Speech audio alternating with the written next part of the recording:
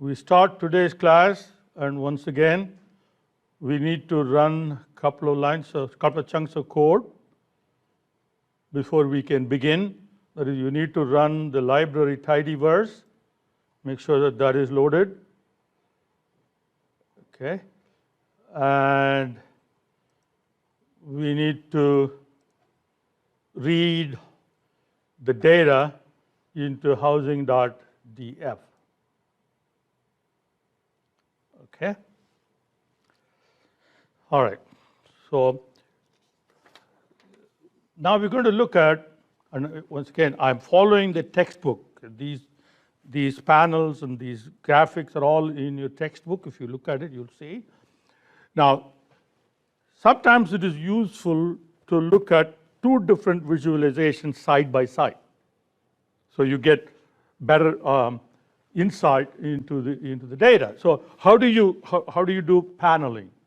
Okay, so panel of visualization. Okay, so this is in figure 3.2. So let's create a couple of charts. So we're going to create a histogram. So ggplot housing.df and AEX is medv. Okay, and then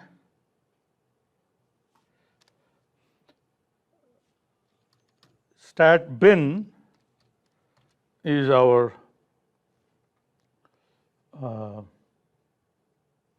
histogram, right? Or stat underscore bin.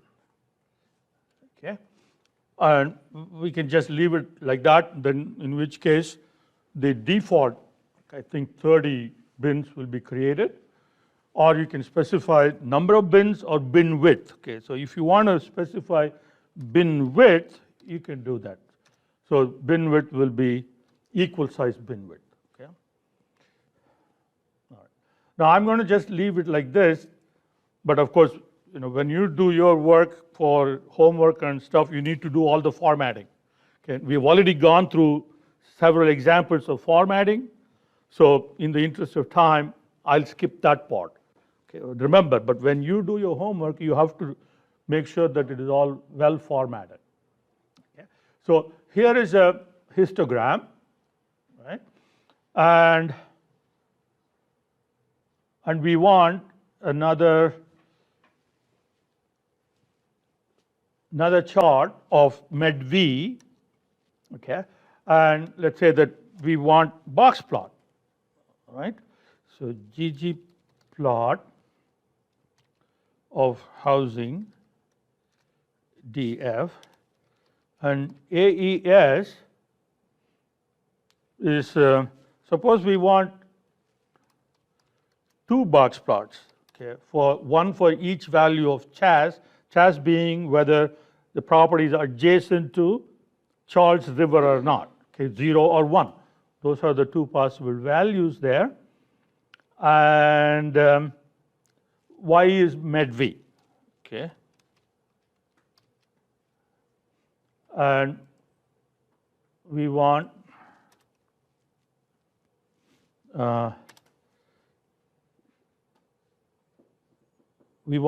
box plot geom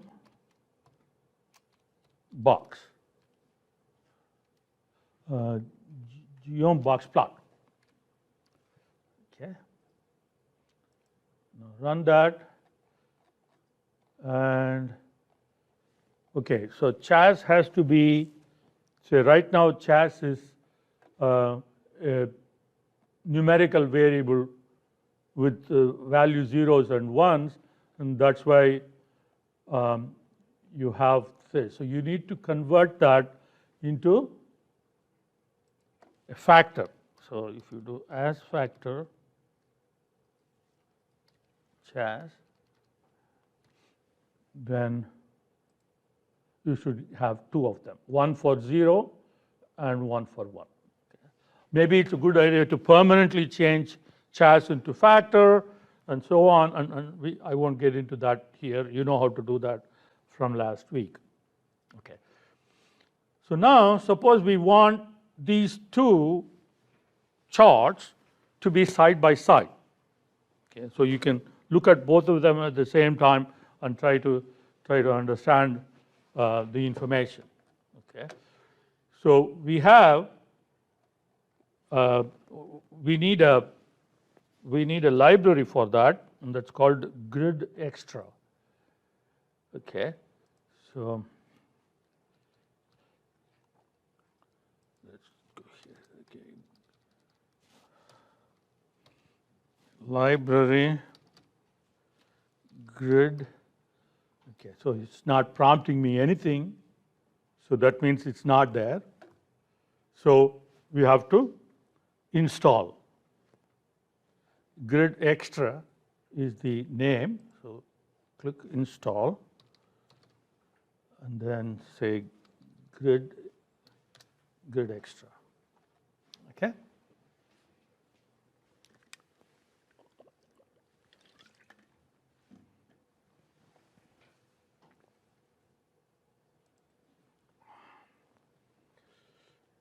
All right. So let's see, did it install? Okay. So Grid Extra has been installed. So you say Grid Extra, okay, run that. Okay, so now that's done. Now Grid Extra allows you to plot with grid dot arrange. Okay. Now you have to specify what graphs to arrange. So we need these graphs to be saved in some kind of container. Okay. So we have to now we're going to go back and run this code with okay. We'll assign the first histogram into some name. Now you can give any name you want. So I'm giving the name plot 1. Okay.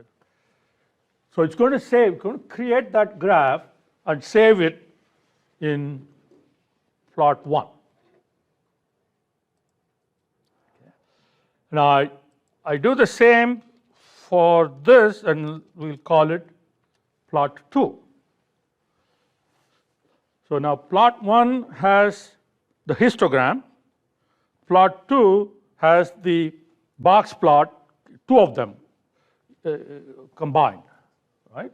So that's that.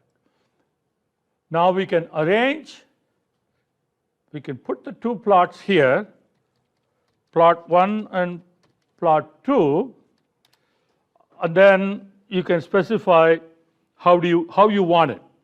You want it side by side or up and down, okay, like that. So if you say n row equal to 1, so it'll arrange the plots in a single row. Okay, so like that. Now if you say 2, it's going to go up and down like that. Okay? So I'll put it back to 1. What's that? Which one? Oh, okay. Plot 2? Okay.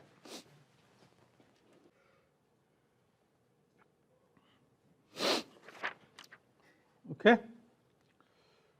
So, and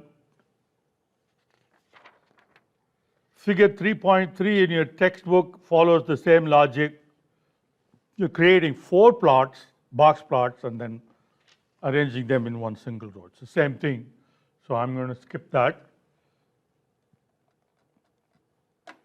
So that one, so you'll create 4 plots and then use the same plot arrange and put plot 1, plot 2, plot 3, plot 4. And then do it, okay?